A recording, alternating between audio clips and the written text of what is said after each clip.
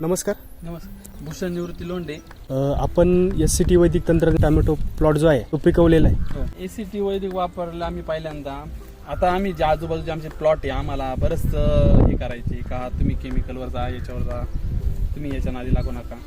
पण त्यांचे प्लॉट आमच्याबरोबर लागणी करून त्यांचे काहींचे प्लॉट डायरेक्ट स्टॉप होऊन 1-2 रुपयामध्ये हे झाले. पहिली गोष्ट आम्ही 14 वर्षानंतर टोमॅटो लावले. झाडं लावल्यानंतर आम्ही 15-20 दिवस याच्याकडे दुर्लक्ष झालं झाडांकडे. शिलाजीत केला फक्त सिंगल दांडी होती. शिलाजीत केल्यानंतर ही सिंगल दांडी होती. आता एवढे फुटवे काढले त्यांनी. आणि ही झाडाची ग्रोथ वाढली, पंजा सेटिंग व्हायला लागली, फुलधारणा फळ पण पाहू शकता आपण. फळ वाढायला लागली आणि फुलधारणा व्हायला लागली. शिलाजीत ट्रीटमेंट केल्यावर आणि एलिस्क्यू ट्रीटमेंट केल्यावर हे झाडावर आपण फळं पाहू शकतो.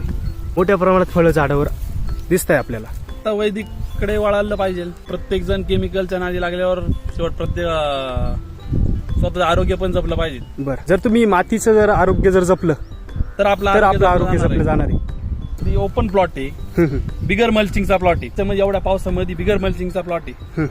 हा बिगर मल्चिंगचा प्लॉट आम्हाला बरेच जण म्हणे का मल्चिंग लावा, प्लॉट असं होईल तसं होईल. आम्ही बिगर मल्चिंगचा प्लॉट आहे. मी बिगर मल्चिंगवर टोमॅटो अशी दिसतंय तुम्हाला. आता ही 3री बांधणी होऊन 4थी बांधणीकडे आम्हाला लागा लागेल.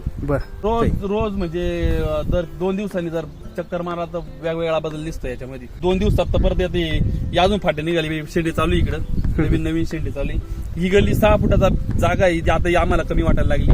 ठीक आहे, धन्यवाद सर.